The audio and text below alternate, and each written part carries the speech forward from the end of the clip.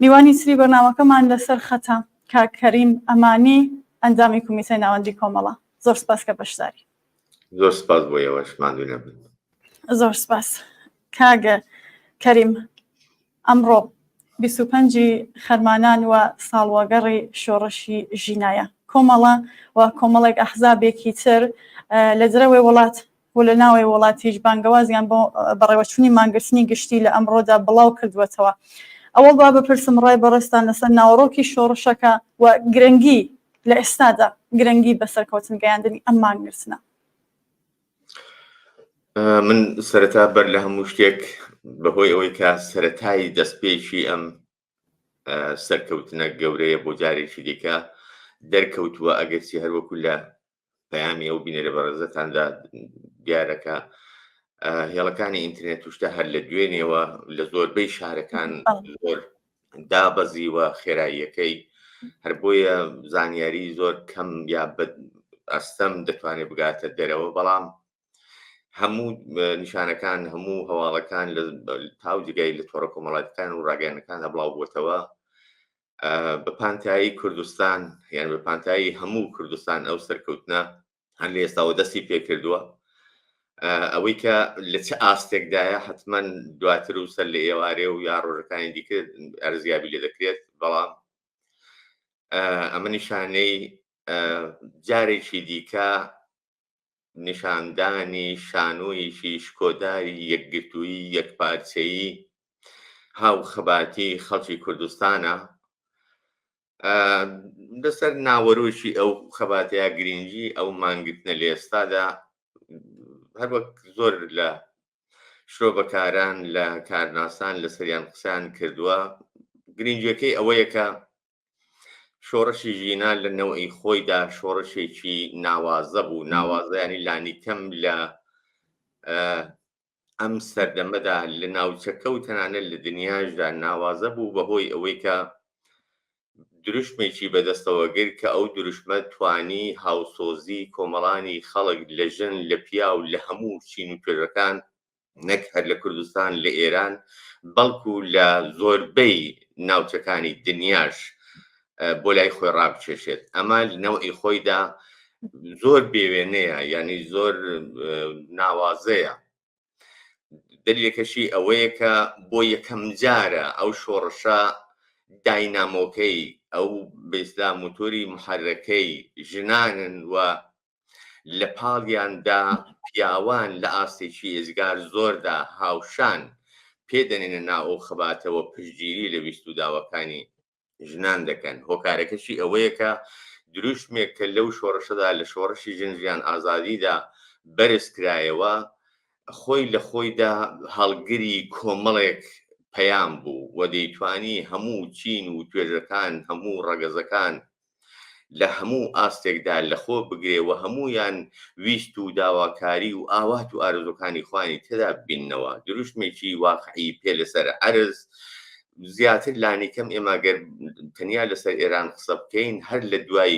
هاتنە سەرکاری ڕژیمی کۆماری ئیسلامی و تەنانەت شۆڕشی 57 لەو پێناوەدا کرا، یعنی لە پێناو گەیشتن بەو ناوەڕۆشی ئەو دروشمە بە ویستەکانی ئەو دروشمەدا کرا. ئەگەر چی زۆر بەداخەوە شۆڕش کرا لە 57 ئەو شۆڕشە بە زۆر هۆکاری کە باسی کراوە بەلاڕێدا برا بەسەرکەوتن نەگەیشت، ویست و داخوازەکانی خەڵک پەراوێز خراوە بە پێچەوانەی ویستی خەڵک دەسەڵاتێکی ڕەشی کۆنەپەرستی ئاینی هاتکارەکە بۆی کە ڕژیمی پێشوو نەیتوانی بوو بە ئەنجامی بگەێنێ ئەو تەواوکەری بوو. بەڵام سەرڕای هەموو زەخت و زۆر و وەحشیگەری و سەرڕۆیەکی کە ئەم ڕژیمە لە پێناو ئەستانەوەی دەستکەوتەکانی دوای شۆڕشی 57 لە بەرابەر ئەم خەڵکە ئازادی خوازەدا کردیوە بە تایبەت لە کوردستان لە توولی ئەو 5 ساڵدا لە خۆی نیشانداوە، بەڵام خەڵک نەک هەر پاشەکشەی نەکردووە بەڵکو بە تەواوی وجودەوە، ینی لە هەر ڕێگایەکەوە کە بۆی کرابێت لەو دەستکەوتانەی ئەو سەردەموو تەنانەت بەرفراوانکردنی دەستکەوتەکانی و پاشەکشکردن بەم ڕژیمە کۆنەپەرستەشدا بەردەوام ئەو شۆڕشەی ئیدامەداوە و عەزمی جەزم کردووە کە دەبێت بگات بە ویست و داواکانی و ئەم ڕژیمەش تێپەڕ بکات. گرنگیەکی دیکەی لەوەدایە کە لە درێژەی هەموو ئەو مێژوەدا چەندین جار سەرهەڵدانی بەرفراوانی جەماوەری بە شێوازی جۆراوجۆر و لەسەر بنەمای جۆراوجۆر سەریان هەڵداوە، بەڵام لە کۆتاییدا لە 1401 و لە 25 خەرماناندا بەلووتکە دەگاوە. زۆر بەداخەوەم بە گیان لە دەستدانی چیژۆڵەیەکی ئازیزی خەڵکی کوردستان چەخماخەی قۆناغێکی دیکەی ئەو شۆڕشانە لێ دەدرێت کە ئەم قۆناغیان قۆناغێکی دەتوانم بڵم چارەنووسازە بەو هۆکارێکە ئەمە ئێمە ئێستا یادی دووهەمین ساڵی دەکەینەوە، بەڵام بە تەواوی هێزی خۆیەوە هەروە بەردەوامە ئەگەرچی سەرەتاکان لە شەقام و بە شێوەی خۆنیشاندان و ناڕزایەتی جەماوەری لەسەر شەقامەکان خۆی نیشاندا، بەڵام ئێستا بەهۆی ئەوەی کە سەرکوتەکان لە ئاستێکی زۆر وەحشیانەدا بەردەوام بووە، ڕژیم بە هەموو جۆرێک لەگەڵیان بەرە ڕووبەوە تاکتیکانیان گۆڕیوەوە لە شێوازی مەدەنی و مافی مرۆیانەدا بە هەموو جۆرێکە بووان کراوە لە هەموو چین و توێژ و سنفەکاندا، هەر لە کرێکارانەوە، لە خوێندکاران، لە ژنان، لە ژینگە پارێزان، لە تەنانەت لەم دواییانەدا پەرستاران، یانی لە توودی 100 ساڵی ڕابردوودا لە ئێراندا حرەکەتێکیان کرد، ناڕزایەتیکی یەکپارچە و یەکدەستیان دەست پێ کرد کە لە نێو خۆیدا بێوێنە بوو. ئەوانم باس کرد زۆر بە کورتی وەک سەردێر کە بڵێم گرنگی ئەم شۆڕشە لەوەدایە کەم شۆڕشە بێپسانەوە بە دوای شۆڕشی 57دا هەروە بەردەوام بووە هەتا ئێستا و بە تایبەت لە 1401ەوە هەتا ئێستا بۆ ساتێکیش بۆ ڕۆژێکی ئەو شۆڕشە لە وەستان نەکەوتووە و بەردەوام بەرەو پێشی چووە، هەنگاو بە هەنگاو ڕژیمی پاشەکشە پێکردووە، خەڵک هوشیارتر بۆتەوە، تەوازونی هێزی بە قازانجی بەرەی خەڵک گۆڕیوە و ئێستای تر ڕژیم تەنیا ئامرازێک کە بەدەستیەوە مابێت ئامرازی زەخت و زۆر و کوشتن و ئیعدام و گرتن و چاوسورکردنەوەیان. زۆر مهمە ئێمە ئەگەر دوێنێ و پێرە چاو لێ بکەین، زۆربەی هەرە زۆری شارەکان لە شارەکانی دەرەوەی کوردستان هێزی نردووە لە ناو شارەکاندا، لە شەقامەکاندا مانۆری سەربازی داوە، جیا لەوەی کە زۆر ڕێژەی شێزگار زۆری لە هەڵسوڕاوان لەو کەسانەی کە دەوری گرنگیان لە ئەو ئاخێزەدا هەیە لە هەموو بوارەکاندا، بە تایبەت بنەماڵی ئازیزی گیان بەخت کردوان کەوتونە گیانیان دەیانگرن، ئەزیەتیان دەکەن، بانگیان کردوون، هەڕەشەیان لێکردوون. لە زۆربەی شەقامەکانی شارەکان دووربینیان داناوە بۆ چاوەدێری و بۆ شنود، بە تایبەت لە شارەکانی وەکو بۆکان و سەخز و سناوانی کە من هەواڵم پێگەیشتووە ئەو کاریان کردووە، بەڵام سەرڕای ئەوەش عەزم و ئیرادەی خەڵک لەو ئاستەدایە کە بەبێ گوێدانە هەموو ئەمانە و دەشزانن باجی دەبێت، دەشزانن گران تاو دەبێت، بەڵام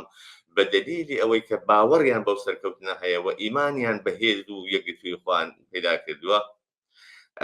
ئەوانە چاوتەسیان ناکە، نانێرێتەوە ماڵە، بەڵکو لەو بێستار شان و شکۆداریە حرەکەتە شکۆداری ئەمڕۆدا نەتیجەکەی بەرچاو دەکەێت. بەڵێ زۆر سپاس کاکەریم. ئاماژەت بە کۆمەڵێ خاڵی بەهێز کرد کە لە شۆڕشی ژینە ئەو خاڵە بەهێزانە باعث بوون کە ئەم شۆڕشە هەتاکو و ئێستاش کە ئێمە پێکەوە قسەکەین بەردەوامە و جارێکی تر سلماندی بەمانگرتنی گشتی ئەمڕۆکە ئەم شۆڕشە بەردەوامە. کاکەریم پێم خۆش ئاماژە بە دەرەوەی وڵاتیش بکەی. شۆڕشی ژینە بارها و بارها لە تەلەڤیزیۆنی کۆمەڵە بەسمان کردووە کە سنوورەکانی بەزان چوە دەرەوەی وڵات، جیهان لە هەموو شوێنەکە دروشمەکانی هێماکانی بوونەتە ئەوەی کە خەڵکانێک کە لە دەرەوەی وڵات ئێستا بە هەر شێوازێک بیانەوەی ناڕزایەتی دەرببڕن، هەمان دروشمەکان استفاداکەن، حتا ئەگەر ناڕزایەتیەکەیشیان بە ڕەبتی بە هەر پیشەی خۆیان، کاری خۆیان و هەر شتێکی خۆیان بێ، بەڵام هەمان دروشمەکان کە لە شۆڕشی ژنجیان ئازادیدا دراوە ئەدرێت و بەرزەکرێتەوە. ڕاتان سەبارەت بەمە چییە؟ ئەو بەشەی کە لە دەرەوەی وڵاتن بە دەلیلی ئەوەی کە دیارە ڕاپرسیەکی تەواو نەکراوە، ئەمە بە شێوەی ڕێژەیی من دێڵم دەتوانم بە جورئەتەوە بڵم کە نزیک بە 90% ئەو خەڵکەی ئەو جەماوەرەی کە لە دەرەوەی وڵات نیشەجێەوە لە تاراوگە دەژی بە پێچەوانەی ویستی خۆی مەجبور بە کۆچکردن بۆ تاراوگە و تەرکی وڵات بووە. بۆیە لەم ڕۆوە ئەو خەڵکە بەردەوام هاوسۆز و هاوخەبات و هاودەنگی کۆمەڵانی خەڵکی ئێرانە و خۆی بە بەشێک لە هەموو حرەکەتەکان لە هەموو سەختی و خۆشی و ناخۆشیەکانی خەڵک لە ناوە دەزانێت. هەر بۆیە زۆر پەیوەندیدارە، زۆر گرێدراوە بە هەر ئاڵ و گۆڕێک بە هەر ڕووداوێک کە لە ناوە ڕوودەدا. هەر وەکو دیتمان لە سەرهەڵدانی ئاخێزی ژینادا بۆرێک خود بە خۆت ئەو خەڵکەی لە دەرەوەی وڵاتە کە زیاتر لە 5-6 ملیۆن ئێرانی ئەو بەشە کە من ئیشارەم پێکرد لە خۆ دەگرێت لە هەموو وڵاتەکان لە هەموو ئاستەکاندا ئەوانیش کەوتنە جموجۆڵ لێرە شەقامەکانیان داگرت دەقاو دەخۆیان خستە پاڵ ئەو دروشمانە و پشتیوانیان لەو دروشمانە کرد کە لە شۆڕەشی ژینادا بەرز دەکرانەوە. بۆیە تاراوگەنشین یاوانی لە دەرەوەن بەشێکن لەو حرەکەتە ئەگەرچی بەپێی زەخت و زۆر و شرایط ئەو فاسلیان کەوتوتە بین لێکدا بڕاون. هەر بۆیە زۆر لەژێر تەسیر و کاریگەری ئەو ڕووداوانەدان کە لە ناوخۆی وڵات ڕوودەدان. لەم مانگتنەشدا هەروەکو لە مانگتەکانی ڕابردووشدا ئەزمونمان کردووە بەدوای ئەوەی کە لە ناوخۆی وڵات لەلایەن کۆمەڵێک لە ناوەند و دامدراوە مەدەنی و مافی مرۆییەکانەوە بەستار ڕاگەاندن بڵاوکرایەوە داوای مانگتنی گشتی کراوە و بەدوای ئەوەدا کۆمەڵە و زۆربەی لایەنە سیاسی و ڕێکخراوە مەدەنی و مافی مرۆییەکان پشتیوانیان لێکرد لە ئاستێکی زۆر بەربڵاودا. ئەو بەشەی تاراوگەنشینیش ئەو خەڵکەش وە لەوانە دیارە خەڵکی تاراوگەنشینیش بە جۆرە جۆرەکان لایەندارن و هەر یەکەی سەر بە لایەن و کۆر و کۆمەڵێکی سیاسی و مافی مرۆیین. هەر بۆیە بە شێواز جۆراجۆر و لە ئاستی جیاوازدا تەلاش دەکەن خۆ ڕێک دەخەن خۆ سازمان دەدەن بۆەوەی کە هاوشانی ئەو حرەکەتێک کە لە ناو ئێراندا دەکرێت ئەمانیش پاڵپشتی بن دەنگی بن زمان حاڵی بنوە دەنگ و ناڕزایەتی و ویست و داواکاریەکانن بەگوێی دنیا بگەێنن. لەم قۆناغەشدا لێرە بە دەلیلی ئەوەی کە لێرە ئەکسەرەن ئەو کۆڕ و کۆمەڵانە لە ڕۆژەکانی تەعتیلاتی حەوتوودا وەکو شەممە و یەکشەممە دەکرێت بە دوای فراخانەکاندا هەموو لایەنەکان فراخانیاندا هەموو حیزب و لایەنە سیاسی و ڕێکخراوە مەدەنیەکان تەلاشیان کرد فراخانیاندا بۆ ئەوەی کە لە دەرەوەی وڵاتیش لە هەموو شارەکان لە هەموو وڵاتەکان تا ئەو جێگایی کە ممکنە بێنە سەر شەقام و لەگەڵ ئەوەی کە ناڕزایەتی نیشان دەدەن پاڵپشتی بکەن لەو فراخانەی کە لە ناوە کراوەوە هان بدەن کۆمەڵانی خەڵکە بە شێوەیەکی یەکپارچە لەو مانگتنەدا بەشدار بن و ئەو پەیامەش بگەێنن کە ئێمەش لە دەرەوەی وڵات پاڵپشتانین. ئەوەی کە من دوێنێ شاهیدی بوومە لە خەبەرەکانە بیستم و لەوانە لە نمونەیەک لە وڵاتی هولەندیش ئێمە بینیمان لە هەموو وڵاتەکان لەو وڵاتانەی کە یعنی هەر لە ئەمریکا و ئوسترالیا و کانەدا و ئوروپا و بگرە هەتا زۆربەی شوێنەکانی دیکە تاراوگەنشینەکان یا کەس خەڵکانی دەرەوەی وڵات لە ئاستێکی زۆر بەربڵاودا لە کۆڕ و کۆمەڵی جیاوازدا هاتە خیابان و ئەگەرچی ئەوڕۆ مانگتنە لە ئێران بەڵام ئەوان لە ڕۆژێک پێشتر ئەو حرەکەتانیان سازماندا بۆ ئەوی کە بە خەڵکی ئێرانی بگەن کە ئێمەش لێرەوە لە پشتانین ئێمەش هاودەنگتانین و یەک لەحزە لە ئێوە و لە حرەکەتی ئێوە دانابڕین. بۆیە بە نظری من پامێکی ڕوون بوو ئەو حرەکەتەی کە من شاهدی بووم لە وڵاتەکانی دەرەوەی وڵات بەڕێوەچوو. باشە کاکەریم دوێنێ وەکو خۆتان ئاماژەتان پێکرد لە زۆربەی شارەکانە بۆ پشتیوانی لە مانگرتنی گشتی ئاکسیۆن بەرگوزار بوو بۆ ئەمڕۆ چی کراوە ئەمڕۆ چی ئەکرێت وەکووە بینین لە کوردستان مانگرتنی گشتیە لە دەرەوەی وڵات ئاکسیۆن یا شتێک ئامادەیە بۆ ئەمڕۆ دووهەمین ساڵوەگەری شۆڕشی ژینە بەشێک لە یعنی بۆ تەواوکردنی ئەو وەڵامی پێشوو بەشێک لەو حرەکەتانی کە لە دەرەوە سازمان دراون خود بە خود وا سازمان دراون کە بکەوێتە ڕۆژی یەکشەممە یعنی هەر ئەم ڕۆژ لە زۆر شوێنی دیکە بە ئیسلا هەر هاوشێوەی دوێنێ ئاکسیۆن و حرەکەتی ناڕزایەتی و کۆبوونەوە لە مەیدانی شارەکان و بەر پاڵمان و شوێنانی کە معمولەن بە شێوازێکی زۆر نۆرماڵی کۆدەبنەوە ئەو شوێنانە ئەم ڕۆژ هەر شاهیدی کۆر و کۆبوونەوە و ناڕزایەتی خەڵک دەبین و لە هەمان کاتیشدا لە هەندێک لە وڵاتەکان هەندێک سمینار چ بە شێوەی حزوری لە هەندێک لۆکاڵ و ببورن شوێنی دیاریکراودا کە پێشتر ئادرس و لۆکاسی شتەکان نردووە کۆ دەبنەوە لەسەر هەڵسەنگاندنی ئەم شۆڕشە دو ساڵەی ئەو شۆڕشەوە لە هەمان کاتدا پێداگری و تاکیدکردنەوە و پاڵپشتیکردن لەسەر درێژەدانی ئەو شۆڕشە بە شێوازی دیکە نیازەکانی پێویستیەکانی هەڵسەنگاندنی زعف و کەم و کوڕەکانی تا جگەی کە من ئاگادارم چ بە شێوەی حزوری لە لۆکاڵەکاندا و چ بە شێوەی ئۆنلاین لە ژوورەکانی کە معمولەن دیاری دەکرێن بۆ ئەو جۆرە دانیشتن و سمیلارانە ئەوانش هەر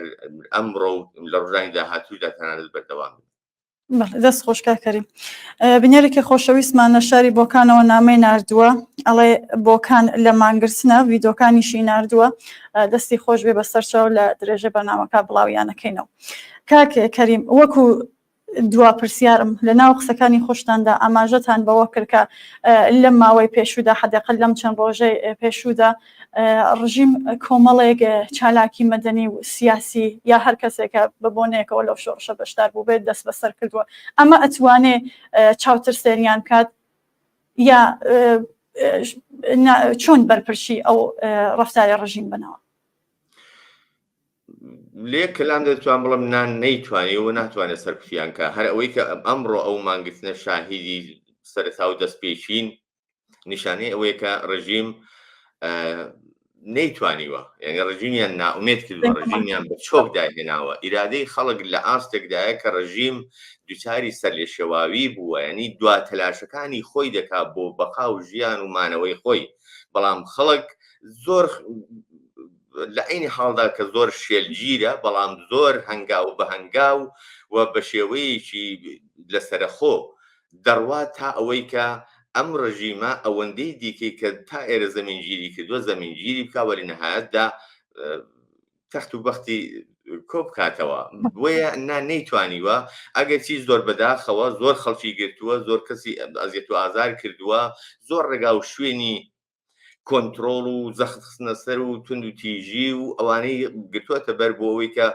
وا بنوێنێ کە هێزێکی هەیە و دەتوانێت لە نەهایەتدا ئەگەر ئەم ڕۆژدان لە ڕۆژانی داهاتوودا بە جۆرێک تۆڵان لێ بکاتەوە چۆن ڕژیم لەو ئاسەدایە ینی نەهایەتەن لە دوای هەر حرەکەتێک دواتر زەهری خۆی دەڕێژێەوە مەجموعەیە خەڵک ڕەنگە بانگ بکە یا ئەزیەت و ئازاریان بکە لە زیندانەکاندا دەست بەرێ بۆ ژیانی هەندێک لەو زیندانانەی کە ماوەیەکی زۆر لە زیندانەکاندان بە نێوی تۆڵەکردنەوە بەڵام هیچ کام لەوانە بۆ مانایە نییە کە توانینێتی یا دەتوانێت بەر بە ئیرادەی خەڵک بگرێ بە عەزمی خەڵک بگرێ من شتێکی دیکەش زۆر بلامەوە جگای ئەهمیەتە کە بیڵم خەڵک ئەگەر جاران ینی لە ساڵەکانی پێشوودا لە خۆراکانی پێشوودا لەلایەن ئەحزاب و لایەنە سیاسیەکانەوە فراخان دەدرا بۆ ئەوەی کە مانگرتن یا حرەکەتێکی ئەو تۆ لە کوردستان لە ئێران ڕوودەدا ئێستا خەڵک بۆ خۆیەتی هەڵسوڕاوانی ناوە بەستا ناوەندەکانی مافی مرۆڤ مەدەنی لە هەموو بوارەکاندا ئەوانن کە تەشخیص دەدەن بەهۆی ئەوەی کە ڕێکخوان ڕێخستووە بەهۆی ئەوەی کە هەڵسەنگاندنی واقعیان بۆ بارودۆخەکە لە ناوەی وڵات هەیە ئەوان کە شەرایەتی کە تەشخیص دەدەنەوە بۆ نمونە بۆ ئەم ساڵیادە کە دووەمین ساڵیادی شۆڕشی ژینایە لە ناوەوەن کە فراخان دەدەن و دەرەوەی وڵاتەکان یا حیزب و لایەنە سیاسیەکان دەچنە پشت بانگەوازی ئەوان ئەمە خۆی چەندین هەنگاو بەرەو پێشە لە حرەکەت و لە خەباتی شۆڕەژێرانی خەڵک ئومێدبەخشە بۆیە هەلێرەوە من بە سەهمی خۆم سەری ڕێزدا دەنێنم لە بەرابەر ئیرادەیاندا لە بەرابەر ورە و خۆڕاگریاندا و تەنیا ئینسان دەتوانێت ئەوەندە بڵێ کە شانازی دەکا کە لانی کەم جزوێکی زۆر زۆر چکۆلە لەو کۆمەڵگە عەزیم و لەو ئیرادە بەرز و ورەی شۆڕژەرانەیە کە تۆزێکی شاملی هەمومانان دەبێت بەوە دەتوانێت شانازی بکەین هیوای سەرکەوتن بۆ خەڵکی کوردستان دەخوازم بێگومان شاهیدی سەرکەوتن و ڕۆژانی داهاتووی ئومێدەوارتر دەبین و دەستی هەموو هەڵسوڕاوان و دەستەنەرکاران و ئەوانەی کە هۆکاری ئەم یەکگرتووی و یەکپارچەیەن بەگەرمی دەگوشم چاویان ماچ دەکەم و هیوای سەرکەوتنیان بۆ دەخوازم وە چون دوا پرسیارش بوو نەبن سپاس بۆ هاوڕێیانی پشت کامێرا و دەسەنکارانی ئەم بەرنمەیەکی زۆر پێستان هەیە هەر سەرکەوت. زۆر سپاس بە بەشداریتان کاک کەریم ئەمانی ئەندامی کمیتەی ناوەندی کۆمەڵەکە بەشدار. سپاس.